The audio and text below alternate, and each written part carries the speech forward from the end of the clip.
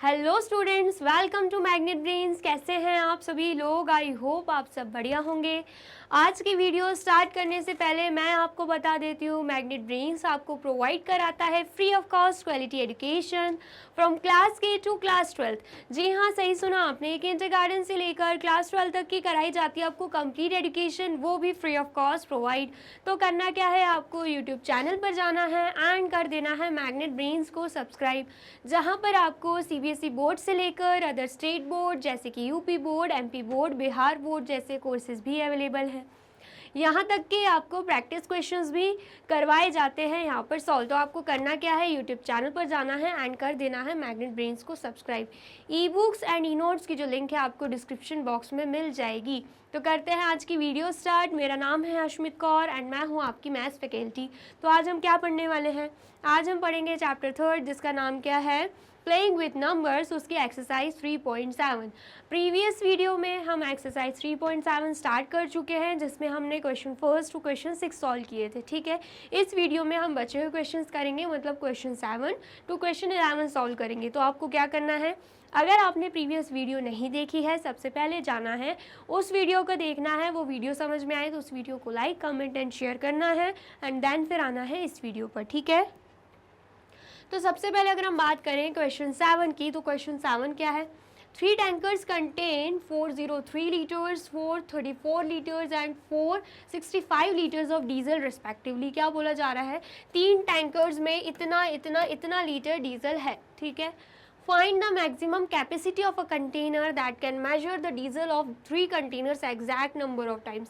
बोला जा रहा है कि हमें मैक्सिमम कैपेसिटी बतानी है किसकी, कंटेनर की, जो कि इन तीनों ही टैंकर्स को मेजर कर सके एंड वो भी एग्जैक्ट नंबर ऑफ टाइम। इसका मतलब क्या है, एग्जैक्ट नंबर ऑफ टाइम्स आए मतलब रिमाइंडर नहीं बचना चाहिए। ठीक है, आया समझ में? ऐसा क्वेश्चन मैंने आपको एग्जाम्पल में भी करवाया था, एनसीईआरटी के एग्जाम्पल में, तो आपको कन्फ्यूजन यहाँ पे नहीं होनी चाहिए। ठीक है, तो फिर अब हम क्या करेंगे, सबसे पहले तो बोला गया है मैक्सिमम कैपेसिटी का, तो हमें पता है कि हमें लेना क्या है, HCF। क्या लेना है हमें, यहाँ पे HCF लेना है, मतलब हाईएस्ट कॉमन फैक्टर्स निकालने हैं। तो सबसे पहले हम क्या करेंगे, take the HCF, take the HCF of 403, 434 and 465। ठीक है, तो सबसे पहले अगर हम बात करें 403 की, किसकी बात कर रहे हैं हम, 403 की बात कर रहे हैं। तो 2 की टेबल में 403 नहीं आता है, 3 की टेबल में भी 403 नहीं आएगा। ठीक है, देन उसके बाद अगर हम देखें 4 की टेबल में, 4 की टेबल में भी नहीं आएगा। 5 की टेबल में देखें तो 5 की टेबल में भी 403 नहीं आएगा। 6 की टेबल में देख लें तो 6 की टेबल में भी 403 नहीं आएगा।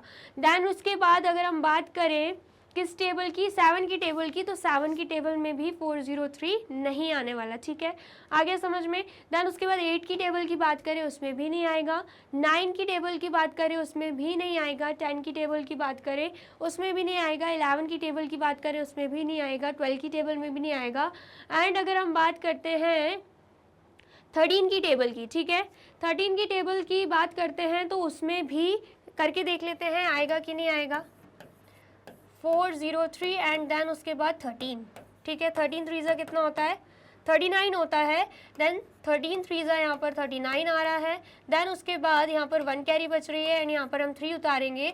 देन 13 1 13, मतलब 13 की टेबल में आ रहा है, उससे पहले किसी भी टेबल में नहीं आ रहा है, तो हम यहाँ पर क्या लिखेंगे, यहाँ पर 13 लिखेंगे एंड देन उसके बाद यहाँ पर क्या आ जाएगा, 39 नहीं सॉरी 31 आएगा। क्यों ऐसा, क्योंकि यहाँ पर जब हमने डिवाइड करके देखा तो क्वेश्चन क्या आया है, 31 आया है। इसका मतलब क्या है, 13 को जब हम 31 से मल्टीप्लाई करेंगे तो 403 आने वाला है। ठीक है, देन 31 हमें पता है क्या है, प्राइम नंबर है, सिर्फ खुद की टेबल में आता है, तो 31 1 31 हो जाएगा। ठीक है, इतना आ गया समझ में। अब नेक्स्ट हम देख लेते हैं 434। इसका भी हम क्या निकालेंगे, HCF निकालेंगे। क्या निकालेंगे हम, इसका हम क्या निकालने वाले हैं, यहाँ पर HCF निकालने वाले हैं, ठीक है।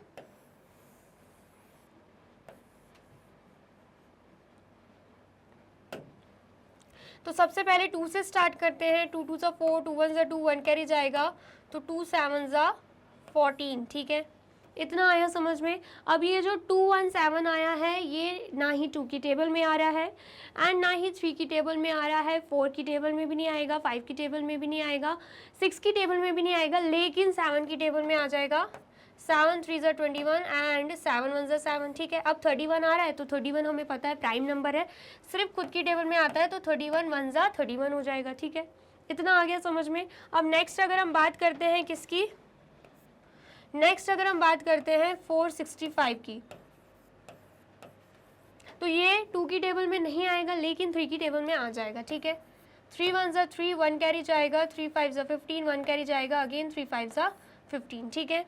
इतना आ गया समझ में। अब उसके बाद 1 5 5 जो है वो 3 की टेबल में नहीं आएगा, 4 की टेबल में नहीं आएगा, लेकिन 5 की टेबल में आ जाएगा। 5 3 15, 5 1 5, ठीक है। अब यहाँ पर 31 है, तो 31 1 31 हो जाएगा, ठीक है।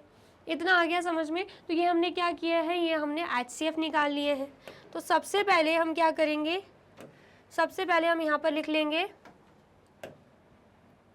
सबसे पहले हम यहाँ पर लिख लेंगे फैक्टर्स। जो भी हमने फैक्टर्स निकाले हैं ना, वो हम लिख लेंगे, ठीक है। 403 के लिए क्या निकाला हमने, 13 मल्टीप्लाई बाय 31। देन उसके बाद अगर हम बात करें 434 की, तो क्या आ रहा है यहाँ पे, 2 multiply by 7 multiply by 31। Then अगर हम बात करें 465 की, तो क्या आ रहा है यहाँ पे, 3 मल्टीप्लाई बाय 5 मल्टीप्लाई बाय 31। तो अगर आप देखें यहाँ पर कौन से फैक्टर्स कॉमन हैं, तो हमें क्या दिखेगा, यहाँ पर भी 31 है, यहाँ पर भी 31 है, यहाँ पर भी 31 है, तीनों में 31 कॉमन है, उसके अलावा कोई नंबर कॉमन नहीं दिख रहा है हमें। तो हाईएस्ट कॉमन फैक्टर क्या हो जाएगा, यहाँ पर हम लिख देंगे HCF ऑफ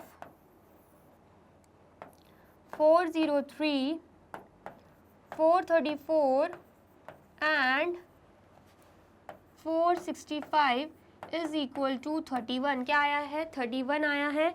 इसका मतलब क्या है, जो मैक्सिमम कैपेसिटी है कंटेनर की, वो क्या रहेगी, 31 लीटर रहेगी, ठीक है।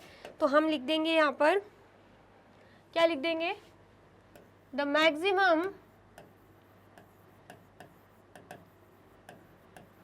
Maximum capacity, the maximum capacity of a container, the maximum capacity of a container that can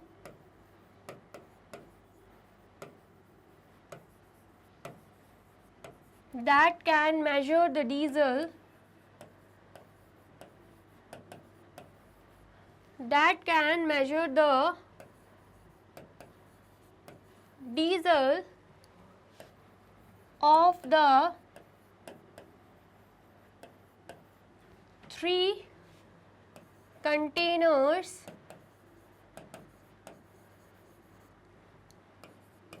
exact number of times is 31 litres, ठीक है। आ गया समझ में। मैक्सिमम कैपेसिटी क्या रहेगी, 31 लीटर्स रहेगी कंटेनर की, ठीक है। ये जो 31 लीटर्स है ना, तो ये क्या हो जाएगा, ये जो 31 लीटर है, ये जो 31 लीटर्स है, ये क्या है, अगर हम 403 को 31 लीटर से डिवाइड करेंगे ना, तब भी डिविजिबल होगा। 434 भी 31 लीटर से डिविजिबल होगा, इनफैक्ट 465 भी 31 लीटर से डिविजिबल होगा। मतलब रिमाइंडर 0 आएगा, कुछ भी रिमाइंडर 0 के अलावा नहीं बचता है, ठीक है। तो मतलब वो एग्जैक्ट नंबर ऑफ टाइम्स उससे डिविजिबल हो जाएगा, ठीक है। आ गया समझ में, आ गया है तो जल्दी से नोट डाउन कर लीजिए।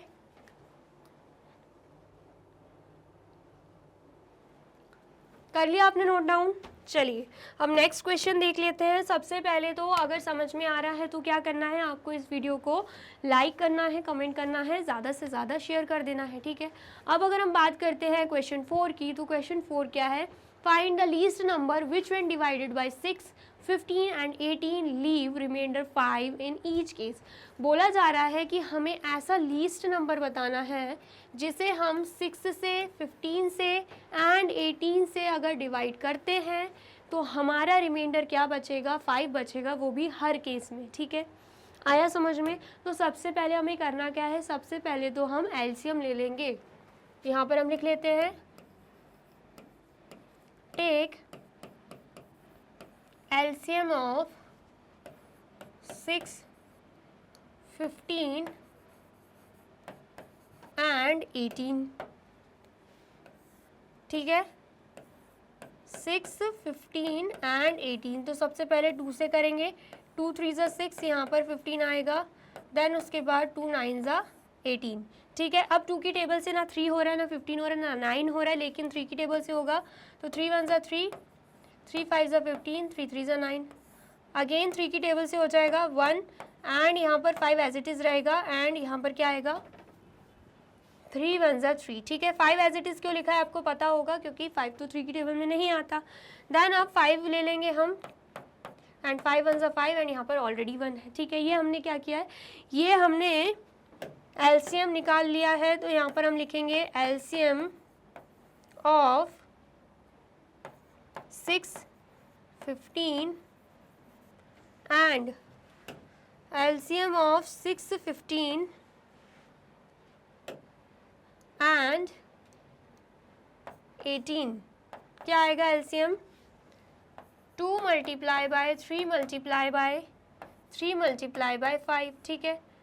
2 3 ज़ा कितना होगा, 6 होगा, देन उसके बाद 6 3 ज़ा 18 होगा, एंड देन उसके बाद 18 5 ज़ा कितना हो जाएगा, 5 8 ज़ा कितना होता है, 40 होता है। 4 कह रही है यहाँ पे, 5 1 ज़ा 5 प्लस 4 9 आएगा, मतलब 90 हमारा आंसर आ रहा है। एलसीएम क्या आ रहा है हमारा, एलसीएम हमारा आ रहा है यहाँ पे 90, ठीक है। आ गया समझ में। अब हमने ये जो एलसीएम निकाला है जो आया है 90, अब ये जो 90 है ये 6 से भी डिविजिबल है, ये 15 से भी डिविजिबल है, ये 18 से भी डिविजिबल है, लेकिन हमें क्वेश्चन में ये बोला जा रहा है कि हमें एक ऐसा लीस्ट नंबर चाहिए जिसे हम डिवाइड करें 6, 15 एंड 18 से, तो उसका रिमाइंडर क्या आए, 5 आए, ठीक है। आ गया समझ में।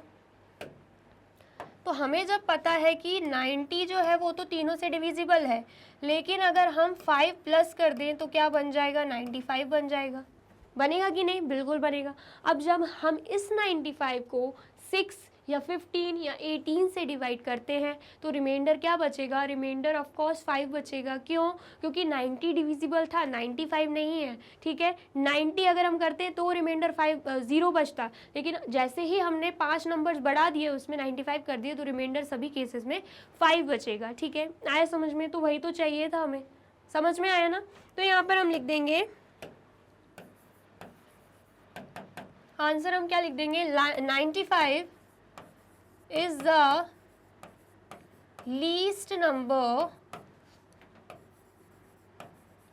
95 is the least number which when divided by 6, 15 and 18 leaves remainder 5 in each case, ठीक है। आ गया समझ में। आया है तो जल्दी से इसे भी नोट डाउन कर लीजिए। कर लिया आपने नोट डाउन। चलिए अब नेक्स्ट देख लेते हैं। नेक्स्ट क्या है, question 9, find the smallest 4 digit number which is divisible by 18, 24 and 32, ठीक है। बोला जा रहा है हमें ऐसा स्मॉलेस्ट 4 डिजिट नंबर चाहिए जो कि 18 से भी डिविजिबल हो, 24 से भी डिविजिबल हो एंड 32 से भी डिविजिबल हो, ठीक है। तो वो फाइंड आउट करने के लिए सबसे पहले तो हम क्या करेंगे 18, 24 एंड 32 का ले लेंगे एलसीएम। ठीक है, यहाँ पर हम लिख देते हैं take the LCM of 18, 24 and 32। ठीक है, तो सबसे पहले यहाँ पर 18 लिख देंगे, देन 24 एंड देन 32। ठीक है, तीनों ही 2 की टेबल से क्या हो रहा है, डिवाइड हो रहे हैं, जैसे कि 2 9 18, 2 12 24 एंड 2 16 32। अगेन 2 की टेबल से हो जाएंगे, 9 नहीं हो रहा उसको एज इट इज़ लिखेंगे, देन 2 6 12 एंड 2 8 16। ठीक है, देन उसके बाद अगेन 2 से हम कर देंगे, 9 तो नहीं होगा एज इट इज़ लिखेंगे, देन 2 3 6 एंड 2 4 8।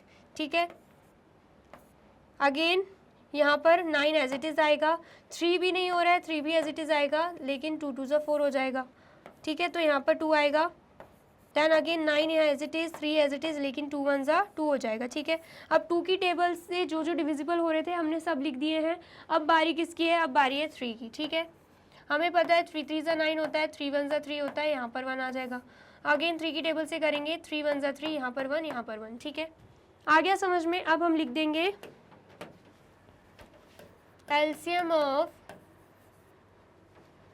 18, 24 एंड उसके बाद 32। क्या आया है एलसीएम, एलसीएम आया है 2 मल्टीप्लाई बाय कितनी बार 2 दिख रहा है, 1 2 3 4 5, 2 multiply bye 2 multiply bye 2 multiply bye 2 multiply bye 2। ठीक है, देन उसके बाद 3 मल्टीप्लाई बाय 3। ठीक है, इतना आ गया समझ में।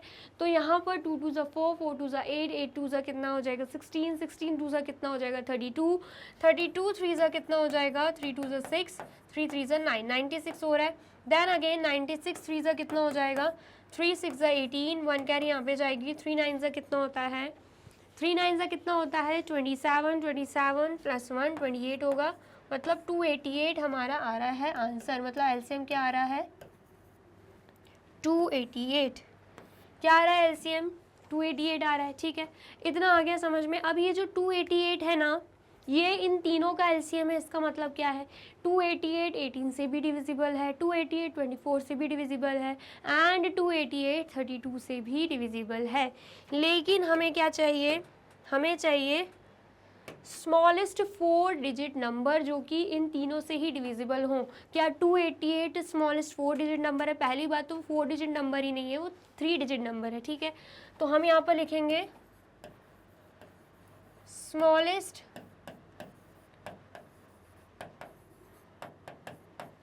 4 डिजिट नंबर।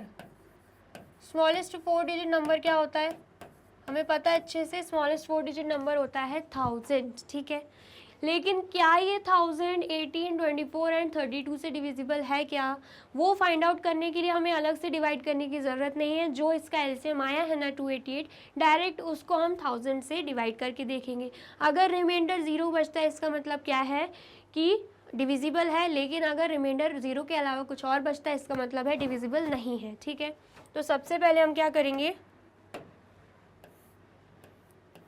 1000 को 288 से डिवाइड करेंगे। ठीक है, आगे समझ में। तो सबसे पहले 288 3 करके देखते हैं। 3 8 24, 2 कैरी यहाँ पे, 3 8 24, 24 प्लस 2 26, 2 कैरी यहाँ पे, 3 2 6, 6 प्लस 2 कितना हो जाएगा 8 हो जाएगा। अगेन 288 को 4 से हम करते हैं मल्टीप्लाई, 4 8 32, 3 कैरी यहाँ पे, 4 8 32, 32 प्लस 3 कितना हो जाएगा 35, 3 कैरी यहाँ पे, 4 2 8, 8 प्लस हम 3 करेंगे तो क्या आएगा answer 1152।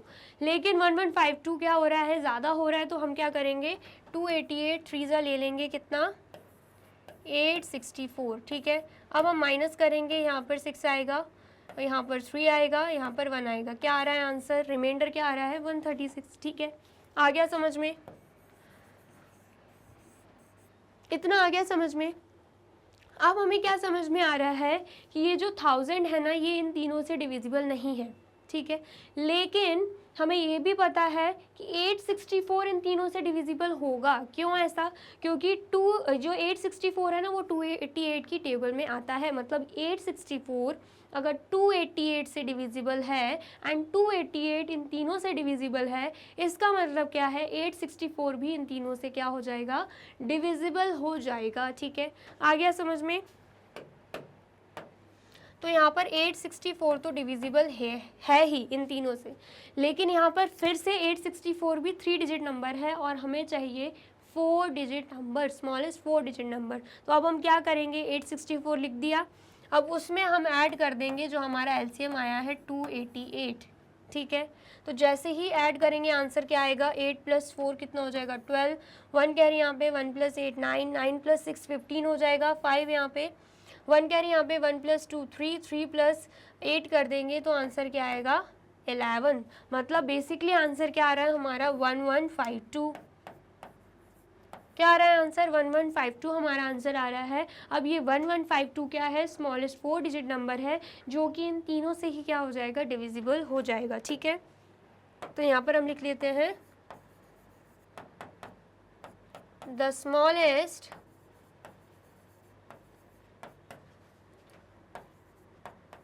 the smallest 4-digit number which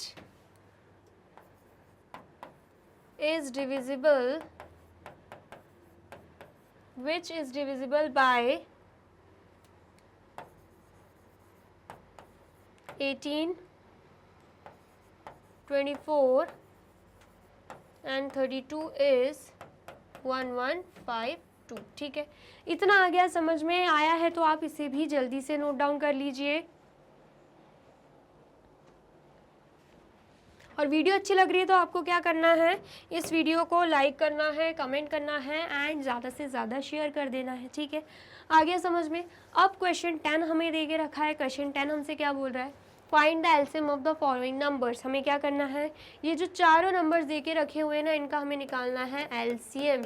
ठीक है, साथ में बोला जा रहा है observe a common property in the obtained LCMs is the LCM of the two number is LCM the product of two numbers in each case. मतलब यहाँ पर दो क्वेश्चन दे के रखे हैं। सबसे पहले तो बोला है कि हमें फाइंड आउट करना है कि ये जब हम एलसीएम निकालेंगे इन चारों नंबर्स का, मतलब ये इन चारों पेयर्स का, तो क्या कॉमन प्रॉपर्टी हमें इनमें दिख रही है। फिर उसके बाद यहाँ पर क्वेश्चन भी किया हुआ है, इज एलसीएम, जो एलसीएम निकलेगा the product of two numbers, तो ये वो इन दोनों नंबर का ही प्रोडक्ट होगा क्या, हमें ये भी बताना। ठीक है, अब इन क्वेश्चन का आंसर करने के लिए सबसे पहले तो हमें क्या करना होगा, एलसीएम निकालना होगा। तो सबसे पहले हम एलसीएम ही निकालेंगे। ठीक है, सबसे पहले अगर हम बात करते हैं किसकी, 9 और 4 की। ठीक है, 9 आएगा यहाँ पे 4, सबसे पहले 2 की टेबल से करेंगे, 9 तो आता नहीं, एज इट इज आएगा, 2 2 ज़ा 4 आ जाएगा। फिर 2 की टेबल से होगा 2 1 ज़ा 2 एंड यहाँ पर 9। ठीक है, देन ये 9 3 की टेबल से होगा, 3 3 ज़ा 9, यहाँ पे 1। अगेन 3 की टेबल से होगा, 3 1 ज़ा 3 एंड यहाँ पर 1। ठीक है, आ गया समझ में। तो यहाँ पर जो एलसीएम आया है वो क्या आया है, एलसीएम ऑफ 9 और 4 क्या आया है, एलसीएम 2 × 2 × 3 × 3। ठीक है, इतना आया है। 2 2 ज़ा 4, 4 3 ज़ा 12 एंड 12 3 ज़ा कितना हो जाएगा, 36 हो जाएगा। ठीक है, इतना आ गया समझ में। अब नेक्स्ट नंबर का भी एलसीएम ले लेंगे। नेक्स्ट नंबर क्या है, 12 और 5। ठीक है, 12 और 5 हमें दे के रखा है। सबसे पहले यहाँ पर 12 लिखेंगे, यहाँ पे 5, 2 की टेबल से होगा 2 6 ज़ा 12 एंड यहाँ पे 5। अगेन 2 की टेबल से होगा 2 3 ज़ा 6 एंड यहाँ पर 5। अब 2 की टेबल से कुछ नहीं हो रहा है, 3 की टेबल से होगा 3 1 ज़ा 3, यहाँ पर 5 एज इट इज़ रहेगा। फिर उसके बाद 5 की टेबल से होगा यहाँ पर 1, 5 1 ज़ा 5। ठीक है, आ गया समझ में। अब इसका भी हम एलसीएम ले लेंगे, मतलब एलसीएम निकाल लेंगे। एलसीएम ऑफ 12 और 5 क्या आएगा, एलसीएम यहाँ पर क्या आया है, 2 × 2 × 3 × 5। 2 2 ज़ा 4, 4 3 ज़ा 12 एंड 12 5 ज़ा कितना हो जाएगा 60 हो जाएगा। ठीक है, इतना आ गया समझ में। अब हम क्या करेंगे, यहाँ पर एलसीएम क्या आया है, यहाँ पर एलसीएम आया है 36। ठीक है, यहाँ पर एलसीएम क्या आया है, यहाँ पे एलसीएम आया है सबसे पहले तो 60। ठीक है, इतना आ गया समझ में। सबसे पहले आप ये नोट डाउन कर लीजिए, देन फिर हम बचे हुए क्वेश्चंस का भी क्या निकालेंगे, एलसीएम निकालेंगे। ठीक है, कर लिया नोट डाउन। चलिए अब बचे हुए क्वेश्चंस का भी हम क्या निकाल लेंगे, एलसीएम यहाँ पर निकाल लेंगे। ठीक है, नेक्स्ट क्या है, नेक्स्ट है यहाँ पे सी क्वेश्चन। सी क्या दे के रखा है 6 एंड 5, मतलब 6 एंड 5 का भी हमें क्या निकालना है, एलसीएम निकालना है। यहाँ पर 6 लिख देंगे, यहाँ पर 5, 2 की टेबल से होगा 2 3 ज़ा 6, यहाँ पर 5। अब 2 की टेबल से कुछ नहीं होगा, देन 3 1 ज़ा 3, यहाँ पर 5 एज इट इज़ रहेगा। देन उसके बाद 5 आएगा, यहाँ पे 1, 5 1 ज़ा 5। ठीक है, आ गया समझ में। अब यहाँ पे एलसीएम क्या होगा, एलसीएम ऑफ 6 एंड 5 क्या होगा, 2 मल्टीप्लाई बाय 3 मल्टीप्लाई बाय 5, तो 2 3 ज़ा 6, 6 5 ज़ा कितना हो जाएगा 30 हो जाएगा। तो यहाँ पर हमने क्या लिख दिया, 30 लिख दिया। ठीक है, अब नेक्स्ट देख लेते हैं, नेक्स्ट क्या है, डी क्वेश्चन 15 एंड 4, इनका भी हम क्या निकालेंगे, अभी एलसीएम निकालेंगे। ठीक है, 15 एंड 4 की अगर हम बात करें, 2 की टेबल से होगा 2 2 ज़ा 4, यहाँ पे 15। ठीक है, अगेन 2 की टेबल से होगा 2 1 ज़ा 2, यहाँ पे 15। दैन 3 की टेबल से हो जाएगा 3 5 ज़ा 15, यहाँ पे 1। दैन 5 की टेबल से होगा 5 1 ज़ा 5 एंड यहाँ पे 1। ठीक है, आ गया समझ में। तो एलसीएम क्या आ रहा है यहाँ पे, एलसीएम ऑफ 15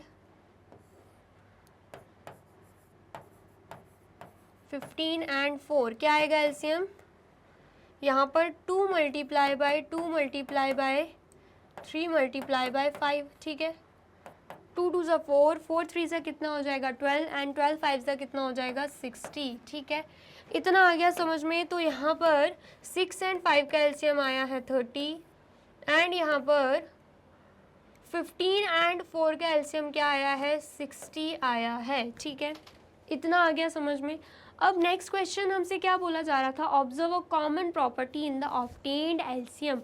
हमें क्या कॉमन दिख रहा है, हमें ये कॉमन दिख रहा है, जो भी एलसीएम आया है ना, इन चारों में जो भी एलसीएम आया है ये सारे ही क्या है, 36 आप देख लो, 60 देख लो, 30 देख लो, 60 देख लो, ये सारे ही नंबर्स 3 की टेबल में आते हैं। ये सारे ही नंबर्स 3 की टेबल में आते हैं, या फिर हम बोल सकते हैं ये सारे ही नंबर्स 6 की टेबल में आते हैं। ये क्या है, इनकी कॉमन प्रॉपर्टी है। मतलब ईच, हम यहाँ पर लिख लेंगे ईच एलसीएम इज द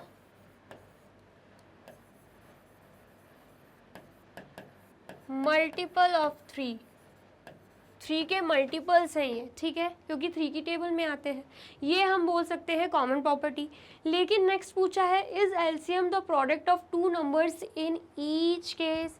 मतलब जो एलसीएम आया है, जो एलसीएम आया है इनका इनका इनका इनका, मतलब इन सारे पेयर्स का जो एलसीएम आया है, क्या वो इन दोनों के ही पेयर का मल्टीप्लिकेशन है, मतलब इन दोनों ही नंबर्स का मल्टीप्लिकेशन है क्या।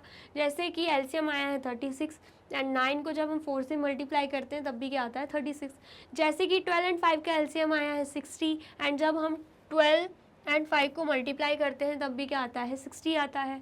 जैसे कि 6 एंड 5 का एलसीएम आया है 30 एंड जब हम 6 एंड 5 को मल्टीप्लाई करते हैं तब भी क्या आता है 30 आता है।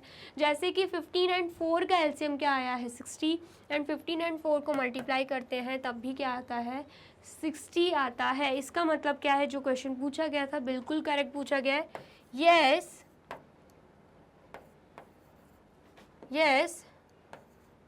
LCM in each case is the is the product of two numbers. ठीक है, इतना आ गया, समझ में आया है तो आप जल्दी से इसे भी नोट डाउन कर लीजिए। कर लिया आपने नोट डाउन? चलिए अब नेक्स्ट क्वेश्चन क्या है, क्वेश्चन 11। क्वेश्चन 11 क्या बोल रहा है, find the LCM of the following numbers in which one number is a factor of the other. क्या बोला जा रहा है, हमें क्या फाइंड आउट करना है, एलसीएम फाइंड आउट करना है इन सारे पेयर्स का। ठीक है, और ये भी बोला जा रहा है साथ में कि इसमें से जो एक नंबर है ना वो दूसरे नंबर का क्या है, फैक्टर है। ठीक है, आया समझ में? सबसे पहले हम क्या करेंगे, 5 and 20 का एलसीएम लेंगे। 5 and 20, ठीक है, तो यहाँ पर 5 लिख देंगे, यहाँ पर 20 लिखेंगे। सबसे पहले 2 की टेबल से होगा 2 10 ज़ा 20 एंड यहाँ पर 5 आएगा। ठीक है, देन उसके बाद 2 5 ज़ा 10 एंड यहाँ पर भी क्या आएगा, यहाँ पर 5 आ जाएगा। ठीक है, देन उसके बाद 5 1 ज़ा 5 एंड यहाँ पर भी 1 आ जाएगा। ठीक है, आ गया समझ में? तो यहाँ पर जो एलसीएम आएगा वो कितना आएगा, 2 मल्टीप्लाई बाय 2 मल्टीप्लाई बाय 5, 2 2 ज़ा 4 एंड 4 5 ज़ा कितना हो जाएगा, 20 हो जाएगा। ठीक है, ऐसे ही अगर हम बात करते हैं नेक्स्ट पेयर की, जो कि क्या है 6 and 18। ठीक है, एंड जब हम लेते हैं इसका एलसीएम 6 and 18 का एलसीएम लेते हैं। सबसे पहले 2 की टेबल से होगा 2 3 ज़ा 6 एंड 2 9 ज़ा 18, देन 3 की टेबल से होगा 3 1 ज़ा 3 एंड 3 3 ज़ा 9, देन अगेन 3 की टेबल से होगा यहाँ पर 1, यहाँ पर 1। ठीक है, इतना आ गया समझ में? तो एलसीएम क्या आएगा, LCM is equal to 2 multiply by 3 multiply by 3, तो 2 3 ज़ा 6 एंड 6 3 ज़ा कितना हो जाएगा, 6 3 ज़ा 18 हो जाएगा। ठीक है, देन उसके बाद अगर हम नेक्स्ट देखते हैं सी ऑप्शन, तो क्या है यहाँ पे 12 and 48। यहाँ पर भी हम क्या करेंगे, एलसीएम ले लेंगे 12 and 48 का। ठीक है, 12 लिखेंगे, यहाँ पर 48 लिखेंगे, 2 की टेबल से करेंगे 2 6 ज़ा 12 एंड 2 24 ज़ा 48, अगेन 2 की टेबल से होगा 2 3 ज़ा 6 एंड 2 12 ज़ा 24, अगेन 2 की टेबल से होगा 3 तो एज इट इज़ आएगा क्योंकि 2 की टेबल में आता ही नहीं है, लेकिन 2 6 ज़ा 12 आता है। देन उसके बाद अगेन 2 की टेबल से हो जाएगा 2 3 ज़ा 6, 3 एज इट इज़ है। अब 3 की टेबल से होगा 3 1 ज़ा 3 एंड यहाँ पर भी 1। ठीक है, तो एलसीएम क्या निकल रहा है यहाँ पे, यहाँ पर एलसीएम निकल जाएगा 2 multiply bye 2 multiply bye 2 multiply bye 2 multiply by 3। ठीक है, 2 2 ज़ा 4 4 2 ज़ा 8 8 2 ज़ा 16 एंड 16 3 ज़ा कितना हो जाएगा, 3 6 ज़ा 18, 1 कैरी यहाँ पे 3 1 ज़ा 3 प्लस 1 4, तो मतलब आंसर क्या आ रहा है हमारा, 48 आ रहा है। ठीक है, क्या आ रहा है आंसर यहाँ पे, 48 आ रहा है। ठीक है, इतना आ गया समझ में? अब नेक्स्ट हम देख लेते हैं, नेक्स्ट क्या है, डी ऑप्शन। डी ऑप्शन क्या है, 9 and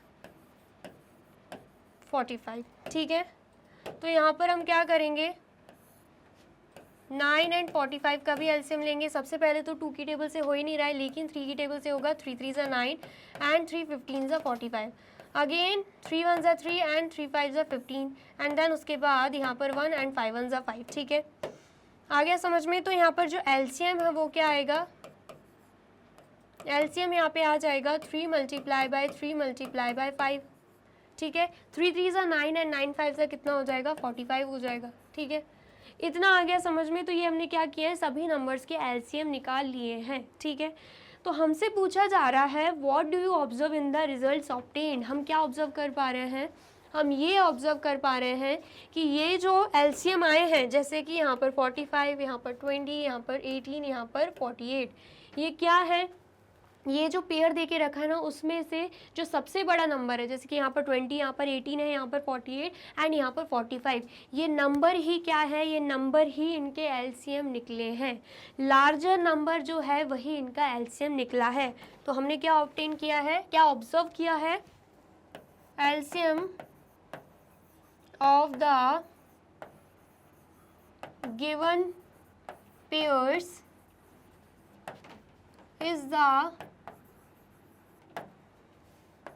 larger number नंबर, ठीक है। जो पेयर है उसका एलसीएम क्या निकला है, जो लार्जर नंबर है वही उसका एलसीएम निकला है, ठीक है। इतना आ गया, समझ में आया है तो आप इसे नोट डाउन कर लीजिए। कर लिया आपने नोट डाउन? चलिए, तो यहाँ पे होती है हमारी वीडियो कंप्लीट। एक्सरसाइज 3.7 हमने बहुत ही अच्छे से कंप्लीट कर लिया है। 2 पार्ट्स में बनाई गई थी, question 1 to question 6 and then उसके बाद क्वेश्चन 7 टू क्वेश्चन 11। तो आपको हर एक क्वेश्चन अच्छे से कंप्लीट करना है, दोनों ही वीडियोस को देखना है। एंड वीडियो अच्छी लगी है तो आपको क्या करना है, इस वीडियो को लाइक करना है, कमेंट भी करना है एंड शेयर भी कर देना है। एंड देन फिर जाना है यूट्यूब चैनल पर एंड कर देना है मैग्नेट ब्रेन्स को सब्सक्राइब, ठीक है। ये रही हमारी एप्लीकेशन, ये रही हमारी वेबसाइट एंड ये रहे हमारे टॉप कोर्सेज जो आपको प्रोवाइड कराते हैं free of cost quality education, ठीक है। Then e books and e notes की जो लिंक है आपको डिस्क्रिप्शन बॉक्स में मिल जाएगी। एंड ये रहे हमारे अदर सोशल मीडिया प्लेटफॉर्म जैसे कि YouTube, Facebook, Instagram, Telegram, WhatsApp, Twitter, आप इन पे भी जाके विजिट कर सकते हैं एंड कर सकते हैं मैग्नेट ब्रेन्स को फॉलो। अब इससे नेक्स्ट वीडियो में मैं आपको क्या पढ़ाने वाली हूँ ये जानने के लिए करना क्या होगा, यूट्यूब चैनल पर जाके कर देना होगा मैग्नेट ब्रेन्स को subscribe. Thank you so much.